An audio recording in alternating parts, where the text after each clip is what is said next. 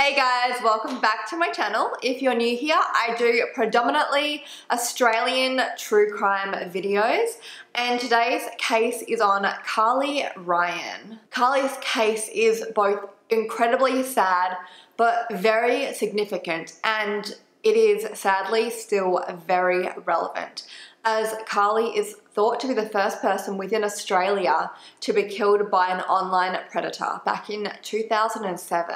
Her death, while of course so devastating, was not completely in vain though. So let's get into the case of Carly Ryan.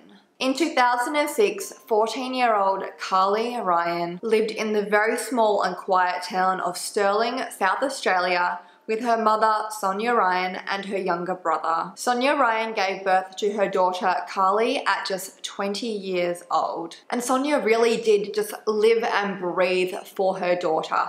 Having her daughter, Carly, just gave her a purpose in her young life. Although being a single mum was, of course, really tough, the bond between Carly and Sonya was very close, and they had a very tight mother-daughter bond, which did change and evolve throughout the years, but they always did remain very close. Carly was described as a very fun-loving girl, very trusting and also very caring. She often would go to her mother for advice about her own friends' problems and troubles before worrying about her own. She was somewhat into the emo or scene culture, subculture that existed back in like 2006, give or take a few years, and she did frequent websites like MySpace and vampirefreaks.com. So MySpace, which I'm sure most of you would be familiar with, was one of the first popular social media website to really exist on the internet. And in its infancy, it was one of the most visited websites in the world. And for myself personally, me and all my friends, when we were younger, had MySpace accounts. And on MySpace, you really did accept all the friend requests. You spoke to strangers, and in some cases, you met up with those strangers in real life. And this wasn't uncommon. And I guess this phenomenon really became popular with the rise of MySpace and social media, where it was acceptable to meet strangers on the internet. Along with things like LiveJournal, MySpace was really the thing that every teenager had back in 2006, 2007. We used it pretty much daily, and it was exciting and it was new because we had never seen social media before. I don't think I even knew what the term social media meant back in 2006. And vampirefreaks.com, the other website I mentioned, was more of a forum than a social media website. I'm really not familiar with it, but basically an online forum for people into the alternative scene. In 2006, Carly's friends had been talking online with a boy by the username Corrupt Koala, and they ended up introducing Carly to this boy that they'd come to know pretty well. Corrupt Koala turned out to be a boy named Brandon Kane, and Brandon and Carly quickly became good friends online. Carly discovered that herself and Brandon had quite a lot in common. They both really enjoyed the same type of music, and Brandon would often give Carly day-to-day kind of life advice, as he was older than her at 18 years old, and at this time she was only 14. Carly at this point really thought she'd met her dream guy online.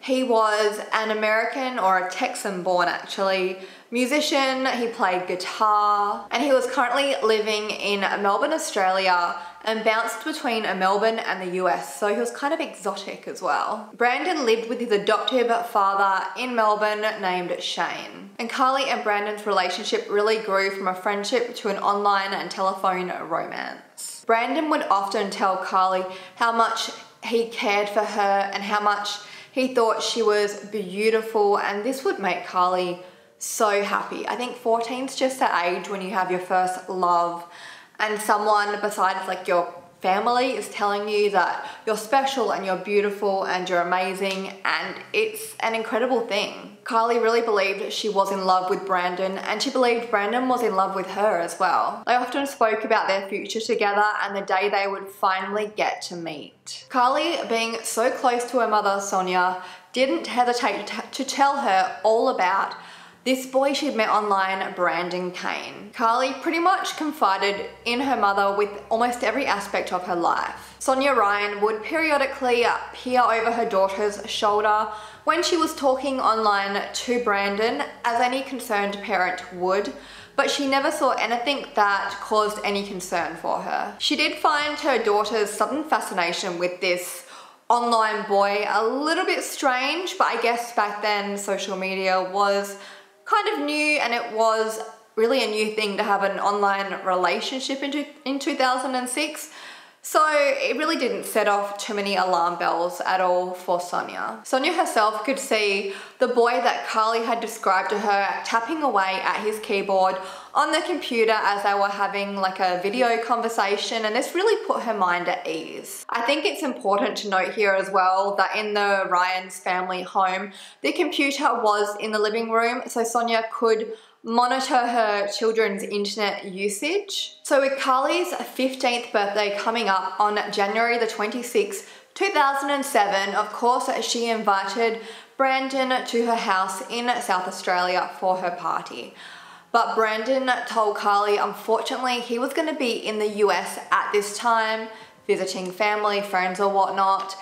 And of course Carly was devastated by this. Brandon did tell Carly, however, that his father, Shane, would actually be passing through South Australia for work-related purposes, and Brandon would love if his father could personally drop off Carly's presents from him at her house or at her birthday party. Carly had actually spoken to Shane a couple of times through his MySpace account and didn't mind having a bit of a closeness with Brandon's father, as it made her feel a bit more a part of his life. Carly told her mother that she would really love it if Brandon's father could drop by her 15th birthday party and deliver her gifts from Brandon.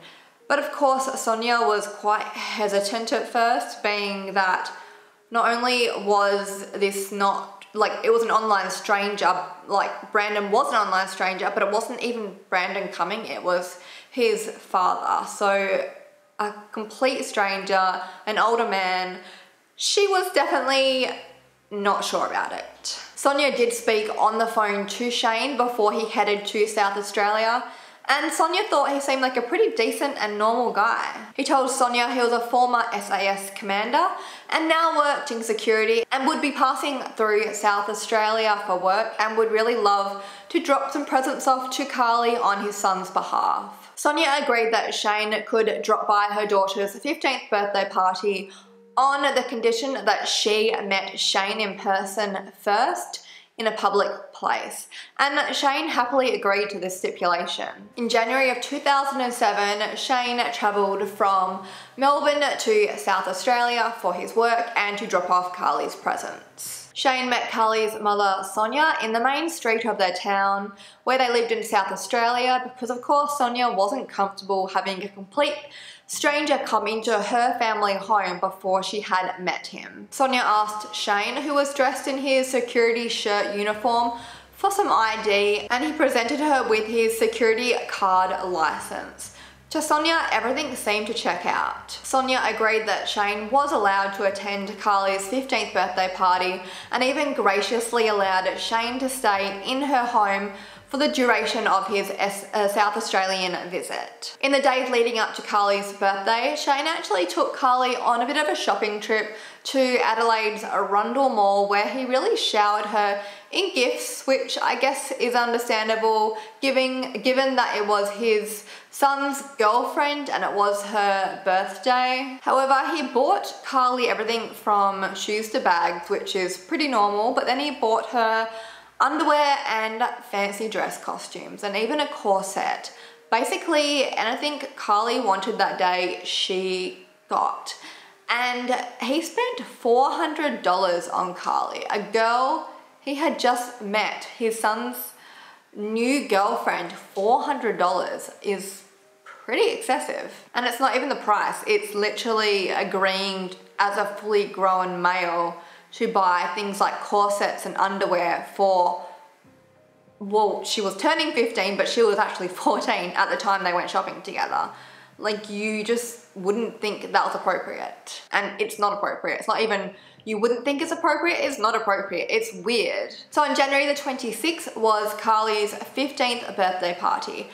And Shane's behavior at her party was strange, to say the least. At one point in the night, Carly was speaking to an ex-boyfriend of hers, and Shane appeared visibly agitated at this interaction. And he later told Carly he'd spoken to Brandon, his son, about her behavior, and apparently Brandon was not impressed, and Carly agreed not to speak to her ex-boyfriend again. Even other attendees of Carly's birthday labelled Shane as creepy. One partygoer even claimed they heard Shane tell Carly, "I love you, I'll never let anything happen to you, you're beautiful." However, Carly really just brushed away any unusual behaviours Shane displayed, as she was really keen to make a good impression on Brandon's father, and she really viewed Shane as a potential father-in-law. So one morning after Carly's birthday party, but when Shane was still staying at the Ryan's family home, Sonya walked past her daughter's bedroom and peered in. There she saw her daughter lying asleep in her bed, with Shane lying next to her. Shane was fully clothed and on top of the bed sheets, but this sent loud alarm bells ringing through Sonya's head. Her worst fears were really confirmed that Shane was indeed an online predator. It also turned out that the birthday presents that were from Brandon delivered by Shane were lingerie and a nurse's outfit. Of course, Sonya told Shane to leave immediately and never come back and never contact her daughter again. He didn't take this well, however, really just puffing his chest up and quickly gathering his belongings. Carly was really pleading and crying and begging with her mother to patch things up with Shane, as she was really concerned how this interaction would affect her relationship with Brandon. Sonya told her daughter she knew something just wasn't right with Shane, and Carly did eventually seem to understand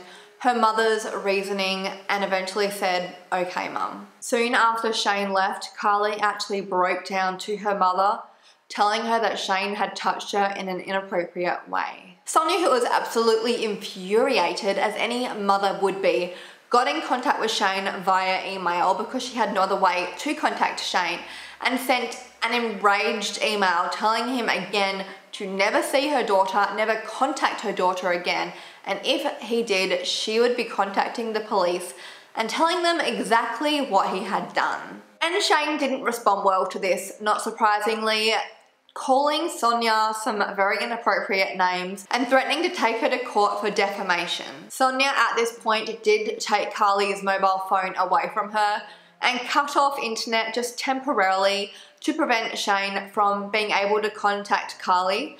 And it seemed like from this point to Sonya that Shane never did contact Carly again. Carly, of course, did still have feelings for Brandon, but she was unsure as to whether Brandon actually knew of the interaction that had happened between Shane and herself and her whole family. Unbeknownst to Sonya, however, Carly did still have contact with Brandon, but not with Shane, and they were in contact via the home phone. A few weeks later, on February the 19th, 2007, Carly told her mother that she was going to have a sleepover with some girlfriends. She was going to go to the city first, meet up with them, and then stay the night. And she left her house at around 4 p.m. that afternoon. Carly, all dressed up for her sleepover, gave her mum a hug. In fact, she gave her mum 4 separate hugs that day, and skipped out the front door shouting, "I love you, Mum." And these were the last words Sonya would ever hear from her daughter. The next morning, Sonya received a call from someone that had found a purse with her contact phone number inside. And this purse turned out to be Carly's. And this purse was also found in a suburb that Carly had never been to and had not mentioned going to for the sleepover. Sonya tried calling her daughter on her mobile phone, but she didn't pick up. And then she tried contacting Carly's friends who she'd had the sleepover with. And when she got a hold of them, Not only did the friends say they hadn't seen Carly, they said they never had a sleepover with Carly the night before and they had no idea where she could be. At this point, Sonya notified police that her daughter was missing. That same morning at around 6 a.m. on February the 20th, at a secluded beach in Port Elliot, South Australia, a body was found floating in shallow water by a local resident, Kim Gordon. The battered and disheveled body was found lying face down in the water. Kim Gordon quickly went to get help to retrieve the body and called an ambulance. They did try to resuscitate the lifeless body, but unfortunately there was nothing that could be done. The body also had no ID on it, therefore police didn't know who this girl was. The autopsy revealed that this girl had died from drowning and facial trauma.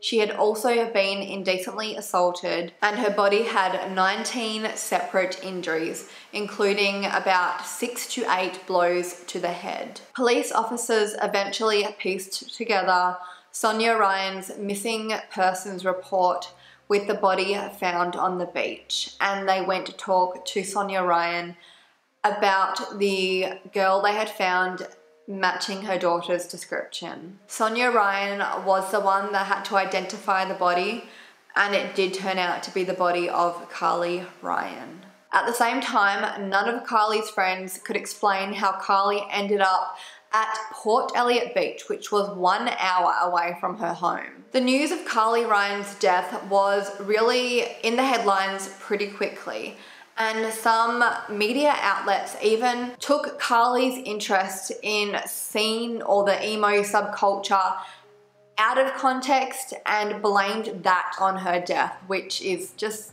disgusting. There was even some reporters that camped outside of Carly's school in an attempt to talk to her friends and fellow students about what might have happened. But it didn't take long before the media was told to get the heck off the school property. Police examined security footage from the day of Carly's death around the area that her body was discovered, and they eventually did find footage of Carly. It showed her in and around Victor Harbour, which is a seaside town close to the beach where she was discovered, and she was in the company of 2 men. She was first seen at the Crown Hotel with the 2 men, followed by a fish and chip shop, and then a little later at a Subway restaurant. In the evening at around 8:30 p.m. at Port Elliot Beach, 2 witnesses reported seeing Carly talking on the beach with the 2 men, one younger and one older. The 2 witnesses left the beach at around 9:45 p.m. that night, and at this point Carly was still alive.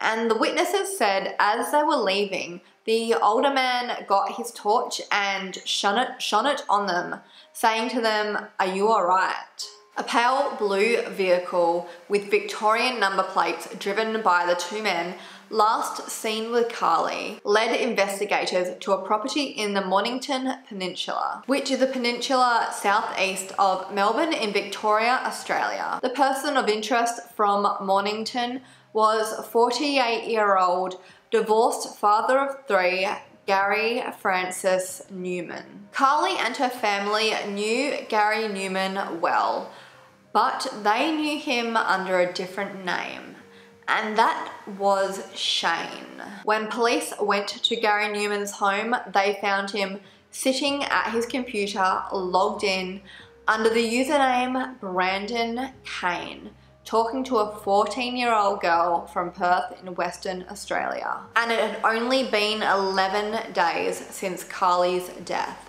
A raid was conducted of Gary Newman's home and he was arrested soon after, along with his 17-year-old son. Gary Newman was soon charged with Carly Ryan's death. However, Gary Newman nor his son were actually identified in the media at the time due to a suppression order. It turned out that Gary Newman had in fact created the online persona that was 18-year-old Texas-born musician Brandon Kane. Newman spent 18 months grooming Carly online, getting her to fall in love with Brandon Kane and using everything he'd learnt about Carly from her online profiles. Newman also posed as Shane, Brandon's father, when he came to Carly's 15th birthday party. The security ID card Shane had shown Carly's mother had been completely fake. Even his shirt, his security shirt he'd been wearing that day had been fake, and he'd gone so far as to sew a fake security emblem onto his shirt to keep up the facade of his tale of lies. When Shane was kicked out of the family home and Carly lost internet access and her mobile phone privileges, Newman continued to call the Ryan family home posing as Brandon Kane and continued to speak to Carly and groom Carly on the phone, and Sonya, who was at work, had no idea. It turned out that when Newman was in South Australia posing as Shane, he had tried to seduce Carly using what he had learnt posing as Brandon Kane. But Carly, of course, rejected him, and this infuriated Gary Newman. Newman returned to his home in Melbourne after this and vowed to return to Adelaide to fix Carly up, quote. And this was witnessed, him saying this, by his oldest and his youngest son. The following month, in February of 2007, Gary Newman did in fact return to South Australia and somehow convinced his 17-year-old son to come with him to follow out his plan. Newman used his alter ego of Brandon Kane to lure Carly to her death, promising Carly she would finally get to meet the love of her life, Brandon. Newman had convinced Carly not to tell her mother about the meeting, as Brandon had said to her his father, Shane, would be there and her mother would not approve of all three of them meeting up. Carly was met by Shane, who was in fact Gary Newman, and by Newman's 17-year-old son, who it's believed played the role of Brandon Kane, but we really can't be sure. At some point after the trio met up, Newman took Carly to a secluded beach in Port Elliot, which was, as I stated, 1 hour away from where she lived with her mother. He actually took Carly's phone off her and texted her mum, Sonya, telling her, "Mum, I'm okay, everything's good." There, Gary Newman attacked Carly, brutally beating her, either with his fist or a blunt object, forensics could not be sure which one, and pushed her face into the sand, suffocating Carly, before finally throwing her lifeless body into the ocean. It's believed Carly was unconscious but alive when she was thrown face down in the water to drown. Although it doesn't appear clear as to whether Gary Newman and his 17-year-old son were involved in Carly's death, there was sand found on both Newman's shoes or footwear and his son's footwear from the beach that Carly was found on, and that sand was matched and positively identified by forensics. The trial, which was a trial by jury, started in late 2009, which was almost 3 years after Carly had died, and this was at the Adelaide Supreme Court. During the trial, which lasted 3 months, Gary Newman acted erratic and denied even meeting with Carly that day, despite the security footage of him and his son with Carly. Both Gary Newman and his son pled not guilty. And the suppression order actually remained in place at this time, allowing Newman and his son to remain anonymous throughout the trial, although some media publications did fight to be able to publish their names because they believed the public had a right to know who had killed Carly. In court, Gary Newman blamed his 17-year-old son for the Brandon Kane character, claiming he invented and operated Brandon Kane online and was the one speaking to Carly as Brandon Kane. He said on the day that Carly died, he'd offered Carly a lift home, he and his son, but Carly had refused, and that Newman had left Carly alive and well on the beach that evening. He insisted he felt fatherly towards Carly and had no sexual interest in her. He said he didn't even find out about Carly's passing until 3 days after it happened, and he even said he phoned Crime Stoppers with information regarding her suspicious death, but this was proven to not be true in court. And Gary Newman's oldest son actually testified against his father in court, telling them about how his father had returned from South Australia infuriated and vowing to return to South Australia to fix Carly up. His oldest son did say that he didn't really take his father's claims seriously, not believing his father was capable of hurting another human being. The son also claimed that after Carly's death, that Newman had boasted to him about what he had done, even showing him the bruises on his knuckles from the beating. Gary Newman's youngest 17-year-old son also took the stand in court and explained in his own words what happened on the night Carly died. He said that the three of them had been sitting on the beach when his father, Gary Newman, had made advances towards Carly. And Carly actually got up to walk away when Newman attacked her from behind. However, the son did admit to helping his father cover up Carly's death. The raid on Gary Newman's home revealed he kept a notebook with over 200 online personas detailed and other attempts at grooming girls online, both internationally and within Australia. It turned out the scheme that Newman had come up with to lure Carly in was not the first time he had tried to pull off this elaborate scheme of grooming a minor. He'd previously been in pretty close contact with two other girls, one from the US and one from Singapore. And Newman actually did go to meet one of these girls in person, but this girl stood Newman up. And after this, Newman vowed that he would leave her, quote, looking like the packaged meat you get at Safeway. Newman did make some feeble attempts to cover his tracks after Carly's death, including deleting the branding Kane MySpace account and deleting all interactions between Carly and Shane online. But of course, police were able to recover everything. And it came out during the trial that Gary Newman had a long history of indecent and predatory behavior, even attempting to ply a 13-year-old girl with alcohol and attempt to indecently assault her. The lengths that Gary Newman had gone to groom and seduce Carly Ryan online was something that police and really just all of Australia had never seen or heard of before. And online child grooming was really a whole new world back in 2007 or during this trial. And it was the first of its kind in Australia as well. Police don't believe that Newman specifically targeted Carly, but basically using his online persona as Brandon Kane went through a list of potential victims until one of them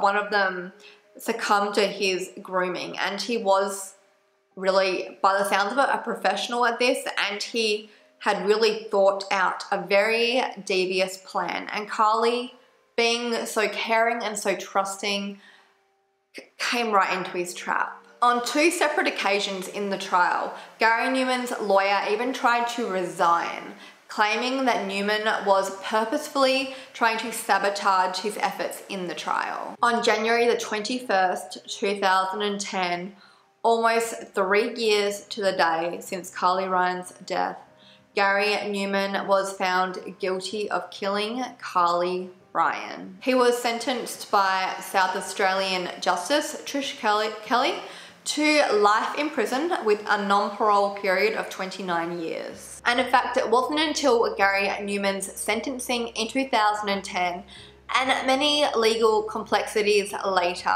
that the Adelaide Supreme Court stripped Gary Newman of his anonymity and made his name and face public.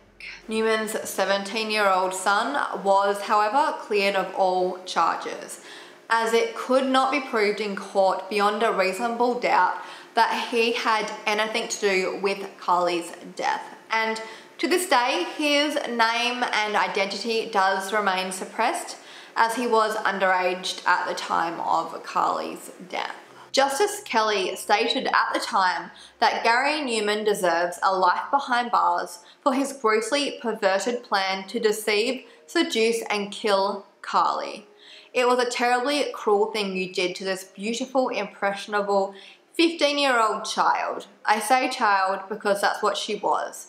A child that fell in love with the idea of a handsome, musically inclined, and rather exotic Brandon Kane.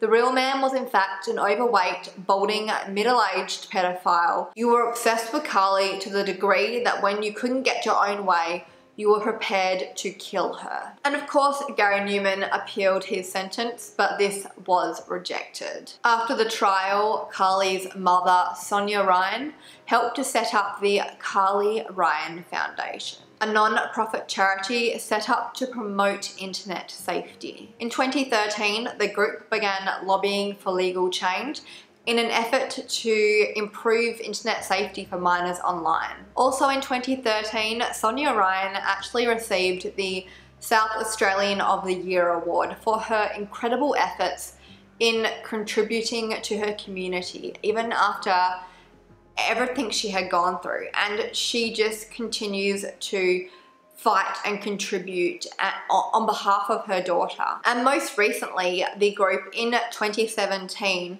submitted a bill to the Parliament of Australia entitled the Criminal Code Amendment Protecting Minors Online. So basically the purpose of this bill is to make it illegal for adults to lie to minors online about their age, whether inappropriate actions are alluded to or not.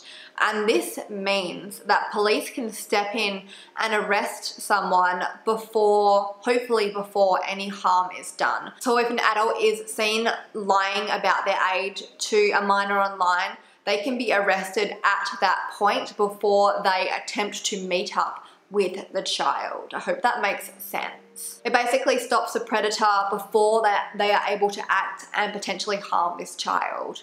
And it blows my mind that this was not against the law before. How was it legal for someone that's like 50 years old to tell a 14-year-old that they're, 16, 17, 18? That's insane. That's insane that up until recently, that was legal. And the bill was not initially backed because it was considered too broad.